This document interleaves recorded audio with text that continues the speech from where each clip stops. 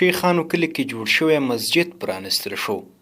د قمر خیریه بنسټ لخوا د لغمان ولایت مرکز اړوند شیخانو کلي کې یو باب مسجد چې شاوخوا 2300 امریکایي ډالر ورباندې لګښت راغلی ګټې اخیستنې ته وسپارل شو.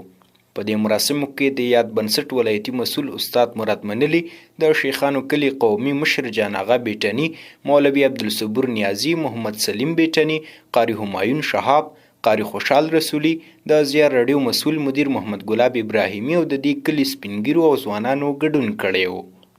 د قرآن عظیم الشان له تلاوت وروسته قومي مشر جان آغا بیټني مېلمنو ته ښه راغلاست وویل او زیاته یې کړه چې د دې کلي خلک نیکبخته دي چې د کور مخکې ورته مسجد جوړ شو. د کلي په نمایندګي باندې مننه کوو، الله دوی ته اجر عظیم ورکړي.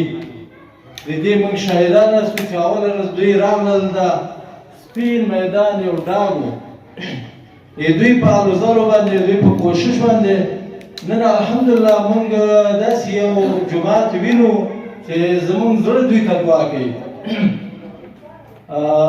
الله دوی ته خیر او برکت ورکړي. وروسته د قمر خیریه بنسټ ولایتي مسؤل استاد مراد منلي خبرې وکړې. ویل د دوی بنسټ مسؤلین ویاړي چې د خیر په کارونو کې بوخت دي. نوموړي له کلیوالو څخه مننه وکړه چې دوی هم د دې مسجد په جوړولو کې نه ستړي کېدونکې هلې ځلې وکړې. ښاغلي مراد وویل چې په دې مسجد ټول ټال 2300 امریکایي ډالر لګښت راغلی چې پیسې یې قمر خیریه بنسټ ورکړي او د یوې نیمې میاشتې په موده کې چارې بشپړې شوي.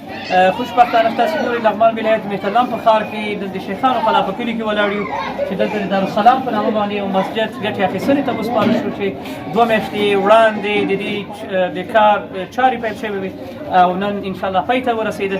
پر دغه مسجد باندې تقریبا 2300 امریکایي ډالرو پورې مصرف راغلی ده. که زموږ نورونه هر ورځ زموږ 100 ډالره او بیا ملګري 100 ډالر یو ځای کړي نو 2000 ډالر جوړ کړي او بالاخره د الله یو لوی کور به بیا په نورو سیمو په نورو ځایونو کې ورغوي. همداراز دیني عالم مولوي عبدالصبور نیازي د اسلام له نظره له مسجدونو سره د مرستې په تړاو معلومات شریک کړل.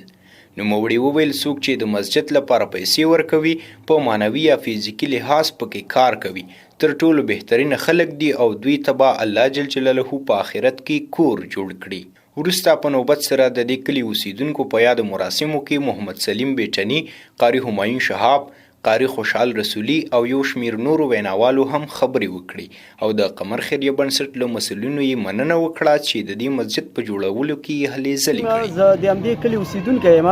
پخوا به دلته یو جونګړی سفر لاندې موږ عبادت کوو او لمونځونه به هم کوو او خوشبختانه د خیریه قمر بنسټ ولایتي مسؤل مراد منلي سره مخ شلو او هغه ته هم د دې کلي انځورونه وښود او خپل هم راغی، نږدې نه ساحه وکته او کلیوال یې وکتل او زموږ عرض خپل مرکزي دفتر ته وړاندې کړه او خوشبختانه چې هغوی منظور کړه او کار یې پیل کړه. تقریبا د یو نیم میاشت په طول کې مسجد ورغول شو. او د قمر د خیریه بنسټ نه نړۍ مننه کوو چې دغلته زموږ د جماعت موږ یو سفر درلوده، بالاخره هغه سفر په مسجد او په آبادي باندې بدل شو. الله تعالی دې دوی ته خیر او برکت ورکړي او علاوه د دې نه موږ یو مدرسه لرو دلته چې دا مدرسه غواړو چې دویم منزل کې موږ جوړ کړو او همدغسې نورو مسلمانانو نه هیله کوو د خیریه بنسټونو څخه چې موږ ته دغه دویم منزل جوړ کړي او هغه نه علاوه د اودسونو ځایونو تاسو ګورئ دغه ده چې موږ مشکل سره دوچار استو او جوړ نه دی او اودسونه زموږ ډېر په سختي سره څوک په کورونو کې یو ځای بل ځای کې کوي بیا راځي مانځو ته. نو موږ د ټولو مسلمانانو نه ټولو خیریه بنسټونو نه هیله لرو چې دغسې زموږ دغه مشکلات په نظر کې وساتي او موږ سره د کومک. یا د ویناوالو د شیخانو کلي له ټولو ښځینه او نارینهو څخه هم مننه وکړه چې دوی هر یو تر خپلې وسې مرستې وکړي. د یادونې وړ ده چې قمر خیریه بنسټ تر دې وړاندې هم ورته مسجدونه جوړ کړي چې عملاً خلک پکې لمونځونه او عبادتونه کوي.